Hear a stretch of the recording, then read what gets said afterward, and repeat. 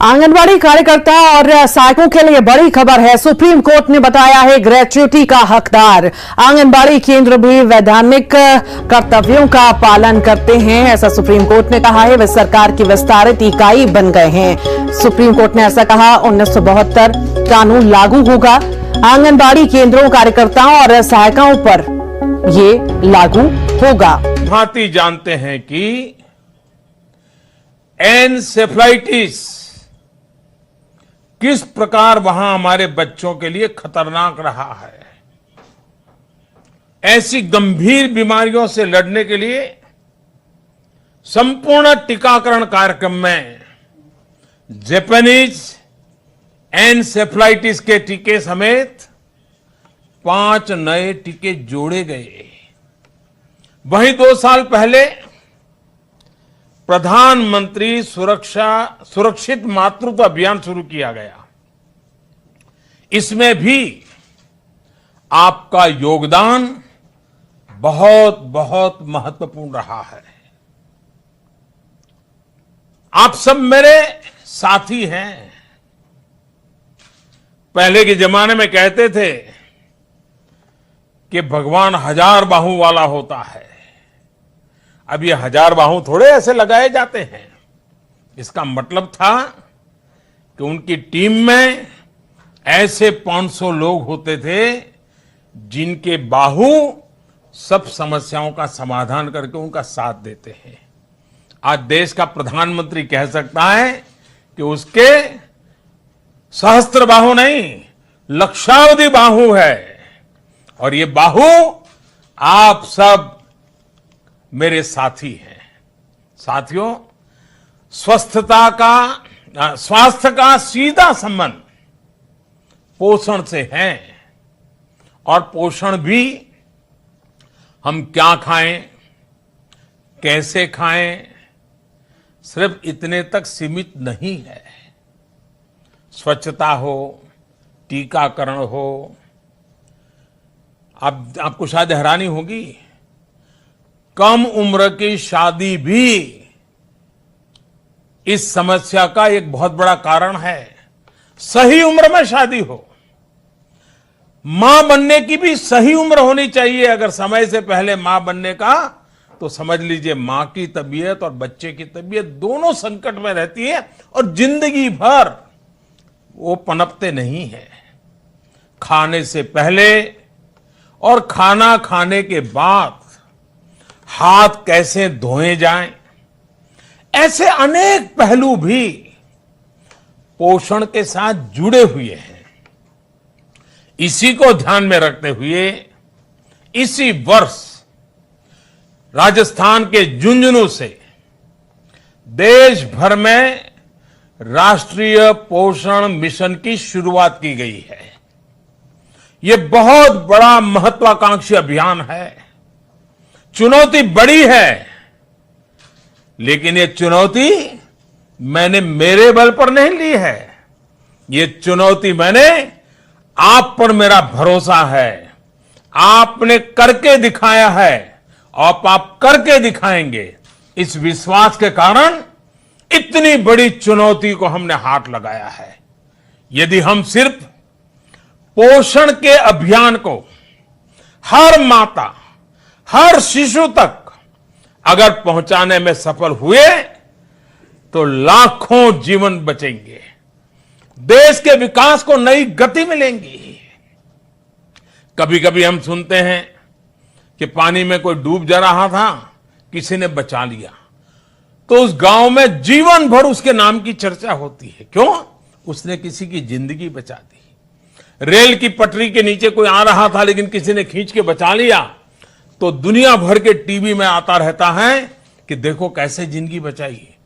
लेकिन आप तो वो लोग हैं जो हर दिन अपनी मेहनत से, अपनी त्याग और तपस्या से अनेक छोटे मासूम बच्चों की जिंदगी बचाते हैं। एक डॉक्टर अपने पूरे जीवन में जितनी जिंदगियां बचाता है, कभी कभी लगता है कि आप आशा वर्कर, आंगनवाड़ी वर्कर, आप छोटे छोटे काम के द्वारा उससे भी ज्यादा जिंदगियां बचा लेते हैं।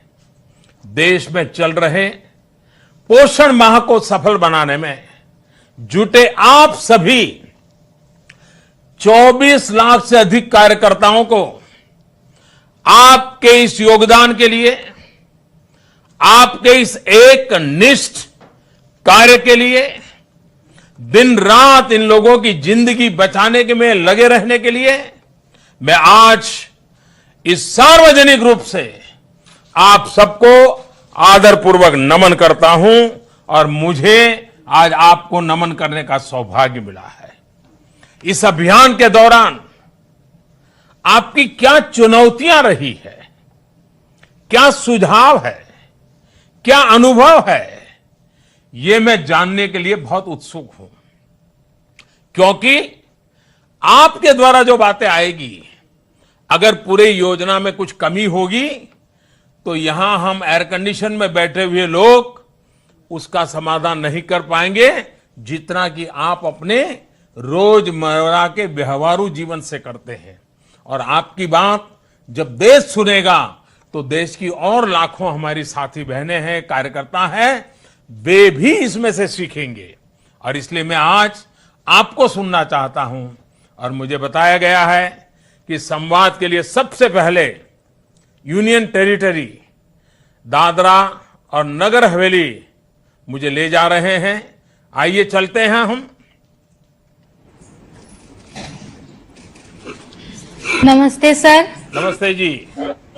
मेरा नाम नीता कल्पेश पंडोरिया है। मैं आंगनवाड़ी कार्यकर्ता हूँ और दादरा नगर हवेली खानवेल से हूँ। नमस्ते। हमारी आंगन मजामा તમે કેમ છો? મજામાં। અરે આપણે મજામાં।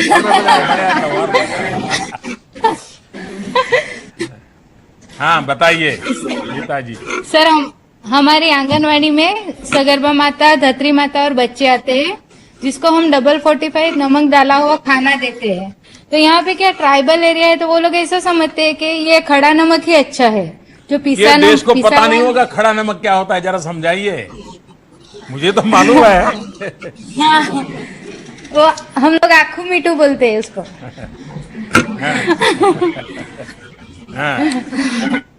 तो वो लोग ऐसा समझते हैं कि पिसे हुए नमक है ना सर, दवाई मिलाते हैं, तो नहीं खाते हैं।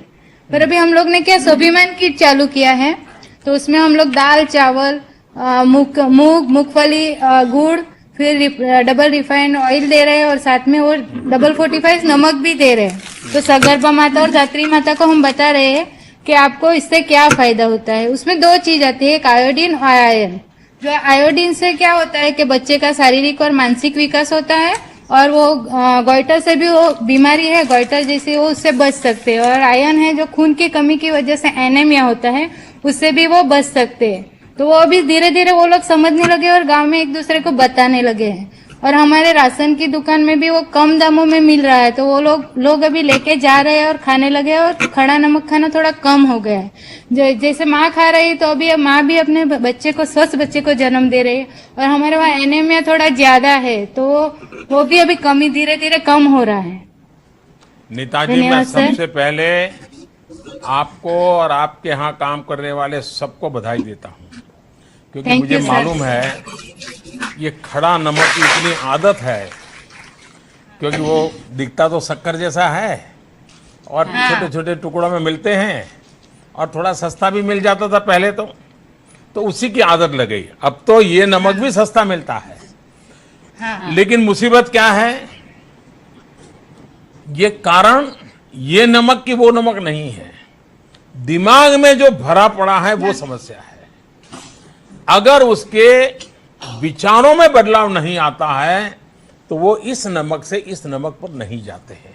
और आपने सबसे बड़ा जो काम किया है वो उनके विचारों को बदलने का काम किया है। मैं समझता हूँ ये सबसे कठिन है। पैसों से तो कुछ व्यवस्था हो सकती है, लेकिन विचार बदलने के लिए तो वहां के आंगनवाड़ी वर्कर को, आशा वर्कर को जी जान से जुटना पड़ता है। और आपने ये काम करके दिखाया है। मैं बहुत बहुत बधाई देता हूं आपको। शुक्रिया सर। आइए, झारखंड वाले इंतजार कर रहे हैं। जोहार मोदी दादा, मेरा नाम मनिका देवी है। जय जोहार। ग्राम संघ समिति उरमाल, ग्राम संघ समिति उरमाल जिला सरायकेला झारखंड की सहिया हूँ। हम 2006 से सहिया की काम करती आ रही हूँ। मेरे एरिया की सभी गर्भवती माताओं को प्रसव पूर्व जांच एनएम दीदी सेविका के साथ हम करवाते हैं और श्रीमती मनीषा देवी की प्रसव पूर्व जांच भी करवाए हैं।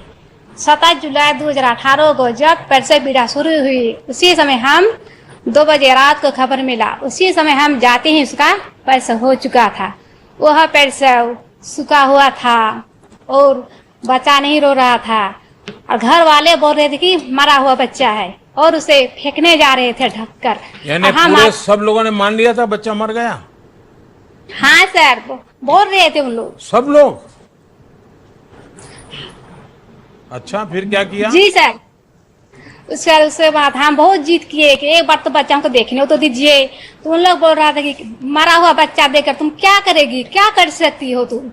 इस घर जाने के लिए बोल रहे थे। हम बहुत जीत किए उसको कि हम एक बार तुमको बच्चा तो देखने तो दीजिए। और बच्चा हमसे उसे कंबल उठा कर देखे तो बच्चा का धड़कन धीरे धीरे धक धक धक धक कर रहा था। उसी समय हम ट्यूशन पाप निकाले बैग से और नाक से और मुंह से गंदा पानी निकालते ही बच्चा रोने लगा। रोते ही हमको बहुत खुशी हुआ और उसे ही माँ को दूध पिलाने के लिए हम बोले। उसके बाद 108 गाड़ी आया, हम उसे सरकारी अस्पताल हम ले गए और वहाँ माँ का और बच्चा का इलाज हुआ। और 13 गृह भ्रमण भी भरे इसका। हम 7वां गृह भ्रमण में हम हाइपोथर्मिया मिल गया था, बहुत ठंडा हो चुका था बच्चा और उसे हम कंबल जी सर। आपका शुभ नाम? मनीता देवी सर। मनीता? नमिता? जी नहीं, नमिता सर, मनीता। मनीता देवी जी। अच्छा मनीता जी,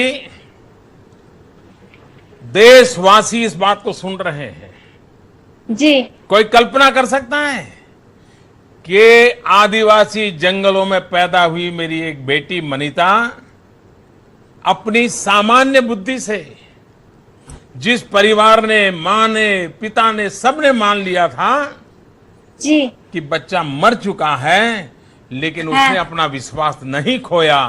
जो एक डॉक्टर हिम्मत से कर सकता है वो बेटी मनीता ने कर दिया। एक बच्ची की जिंदगी बचा दी। बहुत बड़ा काम किया है आपने, जीवन बचाने का काम किया है।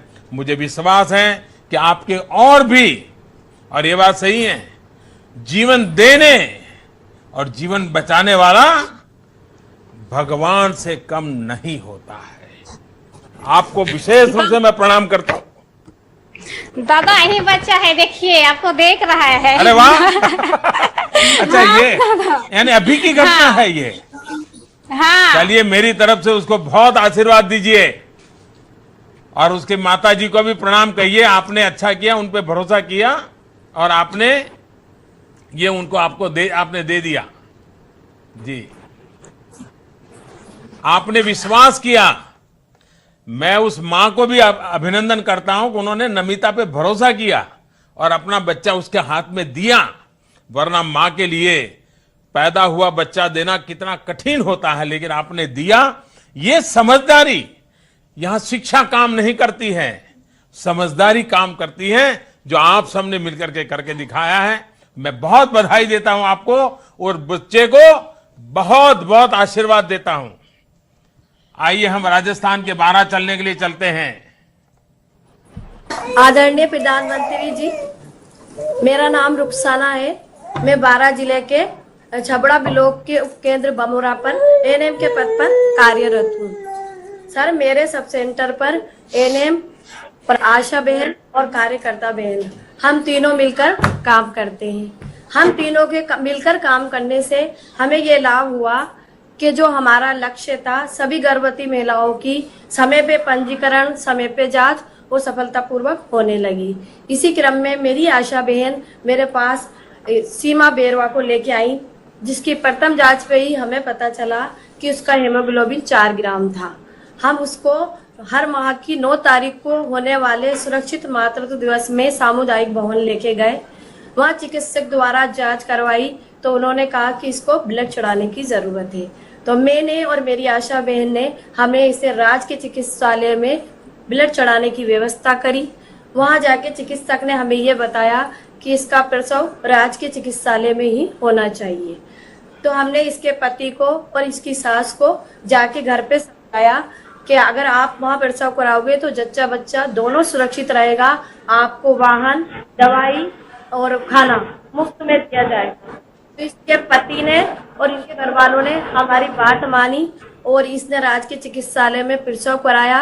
इसका प्रसव सामान्य हुआ, 3 किलो का बच्चा हुआ और वो बच्चा आज 9 महीने का है और 8.5 किलो का ये बच्चा है। सर रुखसाना जी, देखिए आज शहर में पढ़े लिखे लोगों को भी पूछोगे कि हीमोग्लोबिन और 4 ग्राम हीमोग्लोबिन का क्या मतलब होता है, उसे क्या कठिनाई होती है, ये शहर के पढ़े लिखों को भी मालूम नहीं होगा।